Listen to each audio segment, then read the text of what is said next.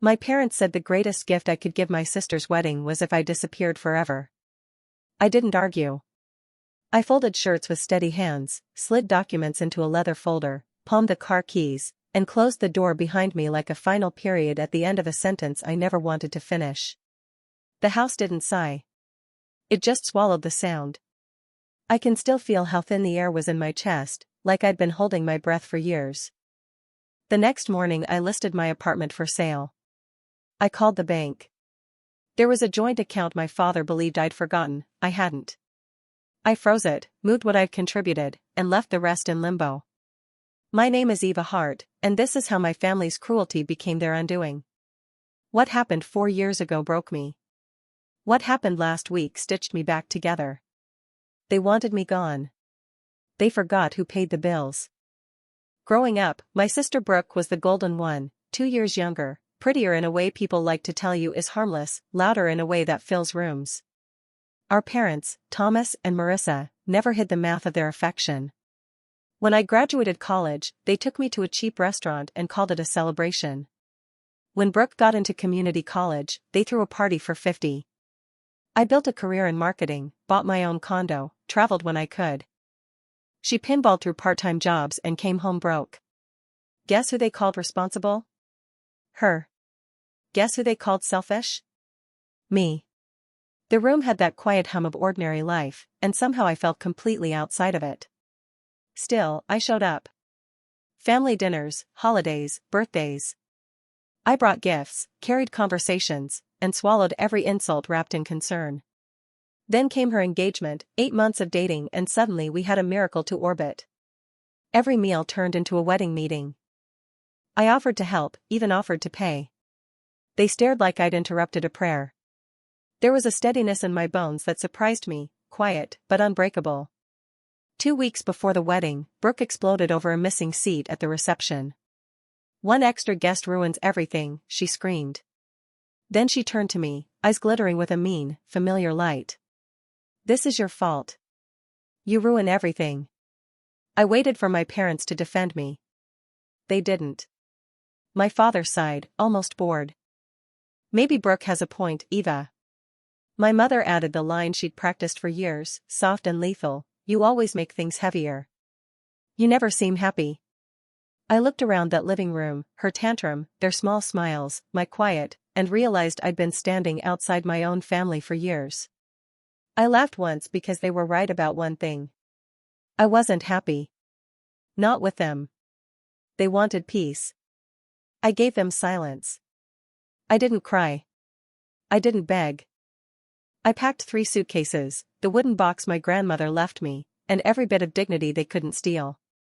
While Brooke slept off her fury, I stood in the doorway of my childhood room.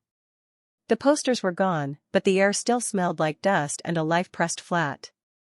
I closed the door quietly. They didn't deserve the sound of goodbye. By morning, the market looked strong. My realtor said we could list within a week. The bank confirmed the figure in that old joint account, $47,000. I deposited $45,000 of it, my contributions, and a hold went on the rest for 72 hours. Brooke's wedding was in 8 days. Their perfect day finally had a price tag. 2 days later, the calls started. First Mom. Then Dad. Then voicemails from Brooke about how I was ruining her life. I didn't answer. On day 5, my mother showed up at my office. The heat melted her foundation into worried lines. "Eva, we need to talk," she whispered. I smiled politely. "No, we don't. You made that clear." I didn't need an audience, I needed a door and the courage to close it. It was stress. Brooke didn't mean it. Even now I can hear the hush that followed, a clean edge cutting through the noise. "I know," I said. "You didn't either."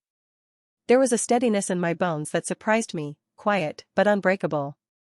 She blinked, searching for the old version of me. "The wedding is in a week. We can't access the money." "That's not my problem anymore," I said, steady. "You wanted me to disappear. I'm honoring your wish." She looked suddenly small, like a dress 2 sizes too big. I didn't need an audience, I needed a door and the courage to close it. That afternoon I accepted a job offer in Seattle, a 20% raise and a signing bonus. That same week, Brooke's dream wedding shrank into a cash bar and a store-bought cake. I heard it from a friend. Apparently she cried through the ceremony, not because she missed me, but because her fantasy couldn't afford itself anymore. Even now I can hear the hush that followed, a clean edge cutting through the noise. I boarded a one-way flight the next morning. From the window, the city dissolved into clouds, and with it the feeling that I owed them anything. Freedom didn't flare, it settled. When the plane landed, no one waited for me. No guilt. No crisis disguised as family. Just the clean air of a life that was finally mine. Seattle gave me quiet I didn't recognize at first. No buzzing phone. No scoreboard of obligations. One rainy Thursday, Naomi called. Her voice was careful, almost apologetic. "Eva, I'm so sorry. Your grandfather passed away." The floor didn't drop. It shifted like an elevator stopping between floors. I hadn't been invited to the funeral. No texts, no voicemail, just a rumor carried by kindness. I can still feel how thin the air was in my chest, like I'd been holding my breath for years. 2 days later, his lawyer asked me to join a remote reading of the will.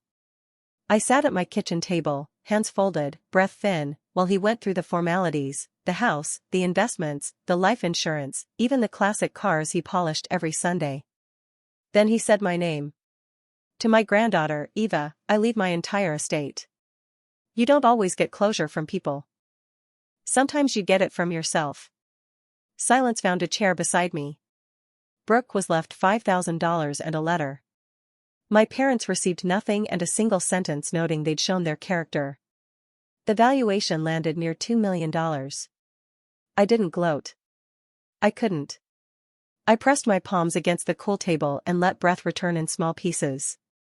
The lawyer sent another envelope, my grandfather's letter, written in careful tilting hand. He'd seen the way they spoke to me. He'd watched me try again and again. He wrote that love isn't measured by performance and that dignity sometimes looks like walking away. He told me he was proud. He told me to build a life I chose. He told me not to wait for their permission to be happy. I cried on the kitchen floor, finally, face in my hands, salt and relief stinging old wounds. The messages started almost immediately. Family should stick together. He wasn't thinking clearly. The ethical thing is to split it evenly. I didn't reply. Instead I met with a planner. We set aside taxes and invested the rest with boring discipline. I put a down payment on a quiet house above the Sound. I donated $50,000 to a group for estranged adults. I started a small scholarship in his name for first-generation students cut off by family. Therapy became a weekly anchor. Dr. Pre-11 mapped the pattern I'd survived: scapegoat, enabler, golden child, debt collector. "You can't fix a system you didn't build," she said. "You can only stop funding it." Freedom arrived without fanfare, like a window finally sliding open. Seattle kept raining. I kept breathing. Grief and gratitude shared a small, stubborn chair inside me. I didn't ask why he chose me. He'd already told me. He saw me when they refused to look. They didn't mourn me. They mourned the money. There was a steadiness in my bones that surprised me, quiet but unbreakable. It started with a letter from a law firm back home, thick paper, thin excuses. My father was suing me for financial elder abuse and unjust enrichment. He claimed I manipulated my grandfather's will. That I stole money from the family account. That I abandoned them and caused emotional distress. The words almost made me laugh. They were running out of money. Brooke's marriage had collapsed. The house was falling apart. And somehow it was still my fault. I called Alicia Park, a Seattle attorney who ends bullies politely. She read the complaint in silence, then gave me a look like a surgeon surveying a routine procedure. They picked the wrong person to lie about. We didn't just defend.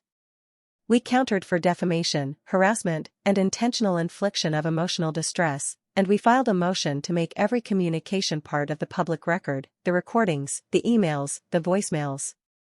Freedom arrived without fanfare, like a window finally sliding open. "Are you ready for them to hear their own words in court?" Alicia asked. I nodded. I've been ready for 4 years. Even now I can hear the hush that followed, a clean edge cutting through the noise. The hearing room smelled like dust and nerves. They looked smaller than I remembered. Dad's hair had gone gray. Mom's eyes were ringed and hollow. Brooke's smile trembled on contact with the air. Their lawyer tried to cast me as cruel, a daughter fueled by revenge. Then Alicia pressed play. The speakers filled the courtroom. My father's voice, calm and deliberate, "The greatest gift for your sister's wedding is if you disappear forever."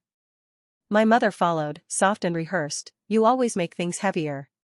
You never seem happy." Brooke's laugh cut sharp as glass. Screens lit with screenshots, texts, emails, Brooke's old post, "Finally, some peace now that she's gone." And the drunk email she'd sent me a year later, "Don't come back. We're better without you." Grief and relief are cousins. They sat beside me, not speaking, and that was enough. The judge leaned back, exhausted and disgusted. He ruled fast. Their lawsuit, dismissed. My counterclaim, approved. Damages, awarded in full. But the real verdict was in his last words. The plaintiffs demanded their daughter remove herself from their lives, then sued her for doing exactly that. This court finds their actions reprehensible. Sometimes the only way to answer a demand is with the softest possible no. Outside, rain stitched the parking lot into a mirror. They stood together, the perfect picture of regret. But regret isn't redemption. It's recognition that arrives too late. Dad tried first. "Eva, please." Mom's voice cracked. Brooke cried, mascara cutting rivers down her face. I took one step back, then another. The distance felt holy. Behind me, the courthouse doors swung shut. The echo landed like a gavel, final and clean. For the first time in years, my silence didn't feel like surrender. It felt like freedom pronounced out loud. 2 weeks after the ruling, the quiet finally felt permanent. No letters, no calls, no lawyers. The bridge was gone, burned clean on both sides, and I didn't miss the smoke. Ryan and I started house hunting that weekend. We found a place near the water, big windows, mornings flooded with light. He said, "It feels like peace." He was right. The realtor asked if I wanted to write a letter to the sellers. I almost laughed. I'd written enough letters for one lifetime, most of them unanswered.